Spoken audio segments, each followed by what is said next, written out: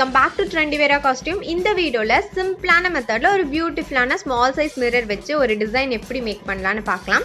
So அதுக்கு தேவையான material small size mirror, pink colour anchor thread, then kundan ஸ்டோனுக்கு பதிலாக ஒயிட் கலர் பியர்ஸ். ஃபர்ஸ்ட் ஃபேப்ரிக்கில் செலக்ட் பண்ணியிருக்கிற இடத்துல இந்த மாதிரி மிரரை ப்ளேஸ் பண்ணிக்கோங்க. தென் இந்த மிரரில் வந்து ஹோல்ஸ் இருக்குது, அதனால் அந்த ஹோலையும் சேர்த்து நான் ஸ்டிச்சஸ் மேக் பண்ணிக்கிறேன். மேலே ஃப்ரேம் கொடுக்கும்போதே நம்மளுக்கு வந்து இது பர்ஃபெக்டாக இருக்கும். பட் நம்ம ஃப்ரேம் போடும்போது இது வந்து எங்கேயும் மூவ் ஆகாமல் இருக்கிறக்காக இந்த ஸ்டிச்சஸ். தென் க்ளூலேயும் இது ட்ரை ஆயிடுச்சுன்னா மூவ் ஆகாது, அது ஒரு பெனிஃபிட் இருக்குது. தென் நீங்கள் மிரர் வந்து ஒரிஜினல் மிரர் எடுத்துட்டிங்கன்னா அதில் வந்து ஹோல்ஸ் இருக்காது. பட் பிளாஸ்டிக் மிரருங்கிறாண்டி இதில் ஹோல்ஸ் இருக்குது. இப்போ நம்ம மிரருக்கு ஃப்ரேம் ரெடி பண்ணலாம். இந்த ஃபஸ்ட்டு கொடுக்குறோம் இல்லையா, அந்த லென்த்து தான் வந்து நம்ம ஃப்ரேமோட வித்தை வந்து டிசைட் பண்ணும். அந்த ஃபஸ்ட்டு கொடுக்குற ஸ்டிச்சோட லென்த் வந்து ரொம்ப லாங்காக இருந்துச்சுன்னா வித்து வந்து ரொம்ப ப்ராடாக கிடைக்கும். அந்த ஃபஸ்ட்டு கொடுக்குற ஸ்டிச்சோட லென்த் வந்து ஷார்ட்டாக இருந்துச்சுன்னா வித்து இருக்காது, லைட்டாக ஃப்ரேமை சுற்றி ஒரு த்ரெட்டால் வைண்ட் பண்ணியிருக்கிற மாதிரி தான் இருக்கும்.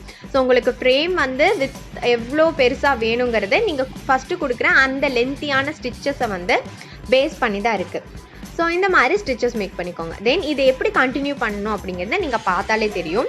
அதாவது ஒவ்வொரு ஸ்டிச்சை வந்து இன்க்ரீஸ் பண்ணிகிட்டே போகணும். ஃபஸ்ட்டு நம்ம போடுற ஃபர்ஸ்ட் ஸ்டிச்சை வந்து பேஸாக வச்சு செகண்ட் ஸ்டிச், தென் செகண்ட் ஸ்டிச்சை பேஸாக வச்சு தேர்ட் ஸ்டிச், அந்த மாதிரி.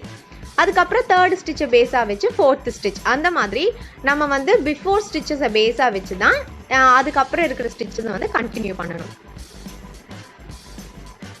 இப்படி நீங்கள் ஸ்டிச்சஸ் வந்து கண்டினியூ பண்ணிகிட்டே போனீங்கன்னா அந்த பர்டிகுலர் இடத்துல அது பர்ஃபெக்டாக எண்ட் ஆகிடும். தென் எண்ட் ஆன உடனே மிரரோட ஹோல் ஒர்க்குமே கம்ப்ளீட் ஆகிடும்.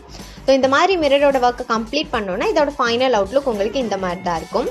அதுக்கப்புறம் ஃபெவிக்ரில் ஃபேப்ரிக் க்ளூவை இதை சுற்றி அவுட்டர் லேயராக இப்படி நீங்கள் ஃபிக்ஸ் பண்ணிக்கோங்க. தென் இந்த இடத்துல குந்தன் இருக்குல்ல, குந்தனை தான் இதுக்கு மேலே நம்ம ஃபிக்ஸ் பண்ண போகிறோம். ஸோ குந்தனை வந்து நீங்கள் ரொம்ப கேப் விடாமல் நெருக்கமாகவே கொடுத்துக்கோங்க. இப்படி நீங்கள் கொடுக்கும்போது இது பர்ஃபெக்டாக எண்ட் ஆயிடுச்சுன்னா ஓகே. அப்படி இல்லை ஒரு இடத்துல வந்து குந்தனுக்கு வந்து ஃபிக்ஸ் ஆகிறதுக்கு இடம் பத்தலை அப்படின்னா நீங்கள் வந்து ஒவ்வொரு குந்தனையும் அதோட ஸ்பேசஸை வந்து நீங்கள் அட்ஜஸ்ட் பண்ணிங்கன்னா எல்லா குந்தனும் பர்ஃபெக்டாக உங்களுக்கு வந்து அரேஞ்ச் ஆகிடும். ஸோ இந்த மாதிரி குந்தனை ஃபிக்ஸ் பண்ணிக்கோங்க. குந்தனுக்கு ரெண்டு இது இருக்குது, ஒன்று க்ளூ வச்சு அப்ளை பண்ணுறது, ஸ்டிச்சஸ் மேக் பண்ணுறது எப்படி நம்ம இதுக்கு முன்னாடியே பார்த்துருக்கோம். ஸோ அதனால் வெறும் க்ளூ வச்சு மட்டும் இதில் நான் அப்ளை பண்ணியிருக்கேன். இது அப்ளை பண்ணதுக்கப்புறம் நம்ம வந்து இதுக்கு மேலே நீங்கள் என்ன பண்ணுறீங்கன்னா இப்படி க்ளூவை அப்ளை பண்ணிவிட்டு குந்தன் ஸ்டோன் தான் எப்போவுமே நம்ம ஃபிக்ஸ் பண்ணுவோம். பட் இந்த இடத்துல பியர்ஸ் இருக்குல்ல, அதை நம்ம ஃபிக்ஸ் பண்ணுறோம். ஒயிட் கலர் ஸ்மால் சைஸ் பியர்ஸே இதுக்கு வந்து போதுமானதாக இருக்கும் ஸ்பேசஸில். ஸோ அதில் ஹோல்ஸ் இருக்கும், பியர்ஸில் கண்டிப்பாக ஹோல்ஸ் இருக்கும். அந்த ஹோல்ஸ் வந்து சைடாக பார்த்துருக்கிற மாதிரி, டாப் சைடில் பார்த்து இல்லாத மாதிரி சைடில் பார்த்து இருக்கிற மாதிரி நீங்கள் ஃபிக்ஸ் பண்ணிக்கோங்க. அப்போ உங்களுக்கு வந்து லுக் கொஞ்சம் நம்மளுக்கு வந்து டாப் வியூவில் பர்ஃபெக்டாக இருக்கும் லுக்கு. தென் அதுக்கப்புறம் இப்போ சென்டரில் ஹோல்ஸ் இருக்குல்ல, அது வந்து கொஞ்சம் இது ட்ரை ஆகட்டும். அதுக்கப்புறம் நம்ம ஜர்தோசி ஒர்க் வச்சு நம்ம கம்ப்ளீட் பண்ணலாம்.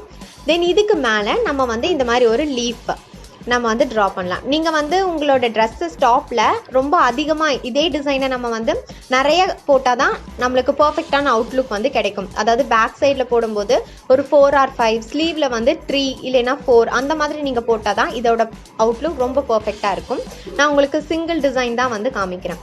ஸோ அதுக்கு அப்படி பண்ணும்போது இந்த லீஃபுக்கு வந்து நீங்கள் என்ன பண்ணுறீங்கன்னா டெம்ப்ளேட் யூஸ் பண்ணிக்கோங்க. அப்போ எல்லாத்துலேயும் லீஃப் வந்து ஈவன் சைஸில் இருக்கும்.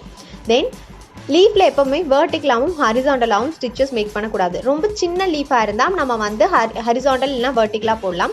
இது கொஞ்சம் பெருசாக இருக்குது, அதனால இந்த மாதிரி க்ராஸாக கொடுக்கலாம், இல்லைனா லீஃப் ஸ்டிச்சஸ் போடலாம். இதுக்கு முன்னாடி இருக்கிற வீடியோலேயே நம்ம லீஃப் ஸ்டிச் எப்படி மேக் பண்ணுறதுன்னு சொல்லியிருந்தேன். ஸோ அதை எண்ட் ஸ்க்ரீனில் கொடுக்குறேன், நீங்கள் செக் பண்ணிக்கோங்க.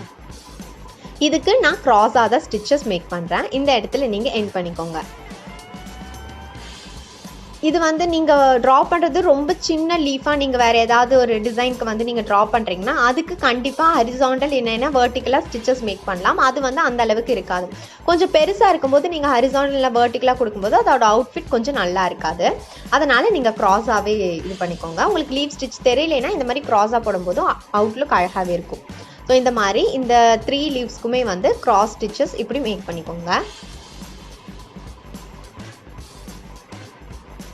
இது மேக் பண்ணி முடிச்சதுக்கு அப்புறம் இதுக்கு அவுட்டர் லேயரா நம்ம வந்து செயின் ஸ்டிச் அந்த மாதிரியும் கொடுக்கலாம். பட் ஜர்தோசி வச்சு கொடுத்துட்டோம்னா நம்மளுக்கு செயின் ஸ்டிச்சை விட normal chewing needle chain stitch போடும்போது கொஞ்சம் டைம் அதிகமாக எடுத்துக்கும். ஜர்தோசி வந்து ஈஸியாக ஒர்க் கம்ப்ளீட் ஆகும்.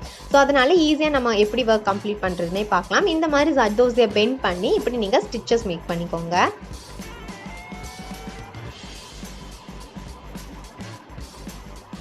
நீங்கள் இது வந்து நார்மல் ஷேடில் இருக்கிற ஜர்தோசி. இதுக்கு பதிலாக நீங்கள் கிளிட்டர் ஷேட் ஜர்தோசி கூட யூஸ் பண்ணிக்கலாம். அதோட அவுட்லுக்கும் அழகாக தான் இருக்கும். ஸோ நான் இங்கே நார்மலே யூஸ் பண்ணுறேன். கிளிட்டர் ஷேட் நீங்கள் யூஸ் பண்ணுறதா இருந்தால் கொஞ்சம் பிளென்டி ஆஃப் டிசைன்ஸ் இருக்கணும். அதிகமாக லேயர் டு லேயர் வந்து நம்மளுக்கு டிசைன்ஸ் வந்துச்சுன்னா அதுக்கு கிளிட்டர் ஷேட் ரொம்ப அட்ராக்டிவாக இருக்கும். சிங்கிள் லேயருங்கும் போது அது அந்த அளவுக்கு அட்ராக்டிவாக இருக்காது. அதனால் நீங்கள் நார்மலும் யூஸ் பண்ணலாம், இல்லை உங்களுக்கு கிளிட்டர் வேணால் கிளிட்டர் ஷேடும் யூஸ் பண்ணலாம். தென் இது எண்ட் ஆகிற இடத்துல இப்படி கட் பண்ணிவிட்டேன். அந்த சென்டர் பார்ட்டு எப்போவுமே க்ளூ ஒரு இடத்துல வந்து அப்ளை பண்ணோம் அப்படின்னா உடனே ஜர்தோசி ஒர்க் கொடுக்காதீங்க. கண்டிப்பாக நம்ம ஒர்க்கை வந்து அது கொஞ்சம் அதிகப்படுத்தும், ரொம்ப அதிகமாக டிஸ்டர்ப் ஆகும் அந்த க்ளூவும் ஜர்தோசியும். அதனால் க்ளூ வந்து கொஞ்சம் ட்ரை ஆனதுக்கு அப்புறம் நீங்கள் ஜர்தோசி ஒர்க்கை இப்படி ஸ்டார்ட் பண்ணிக்கோங்க. தென் இதுக்கு சென்டர் பார்ட்டில், அதாவது இந்த மிரருக்கு அவுட்டர் ஃப்ரேமாகவும் அண்ட் அந்த குந்தனையும் மிரரையும் டிவைட் ஆகிற மாதிரி ஜர்தோசி எப்படி கொடுத்து கம்ப்ளீட் பண்ணிக்கோங்க. இது ரொம்ப ரொம்ப சிம்பிளான ஒர்க்கு.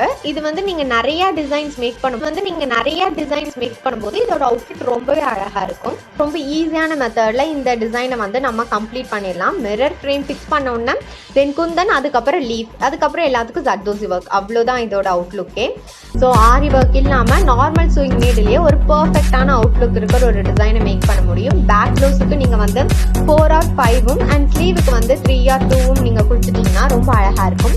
ஹோப் உங்களுக்கு இந்த வீடியோ ஹெல்ப்ஃபுல்லாக இருந்திருக்கும்னு நினைக்கிறேன். பிடிச்சிருந்தா லைக் பண்ணுங்க. இந்த மாதிரி எந்த வீடியோஸ் வேணாலும் கமெண்ட் பண்ணுங்க. தேங்க்யூ ஃப்ரெண்ட்ஸ், தேங்க்ஸ் ஃபார் வாட்சிங்.